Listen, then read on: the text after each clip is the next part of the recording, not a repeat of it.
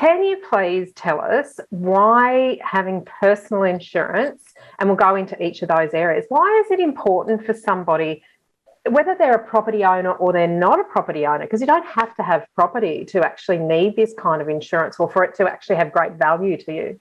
Yeah, I think it comes down, each person's going to be different, and it's mainly the situation you find yourself in. And what I typically call the major pivot point is prior to kids and having a family, I think you can be quite selfish with your insurance. And post kids, I think you need to change to be selfless. And what I mean by that is before kids, it's all about you. So if you have gone and bought a property, or if you haven't bought a property yet and you're looking to do so, or you just rely on your income personally to live, then you need to be selfish about making sure that you've got a way of continuing that income if you cannot work anymore. So that's the first one.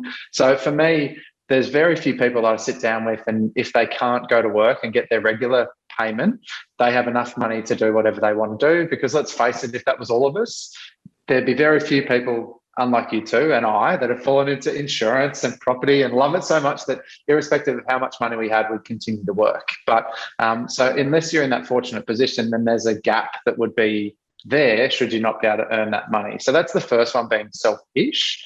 And then post kids, I think being selfless, it's what's the sort of scenario you'd like to leave for your family if something were to go wrong. So if you're not around anymore, from a financial perspective, what impact would that have on the life of your loved ones? And I think that's probably the big thing to start thinking about in that scenario.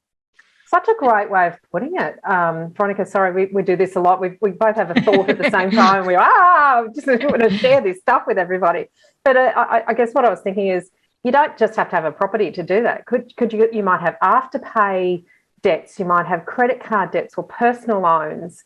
So this stuff is actually quite important, because it's in the worst case scenario, if you passed away, it's how's that going to be taken care of? Who's going to actually pay it out? And that's what insurance is about, isn't it? It's kind of about preparing for the worst case scenario so you don't leave that burden with someone else. Yeah, and I think in property terms, they talk about the bank of mum and dad, and you guys would have stats on how much help most people get getting into their home, which is it's a natural thing and very common. The ninth biggest lender in Australia at the moment. So if you look at that, if we are getting so much help from our parents to get into a property, the bank of mum and dad is a one-off payment to get into that house, and then hopefully you can get on your way and you never need to go back to that same bank again.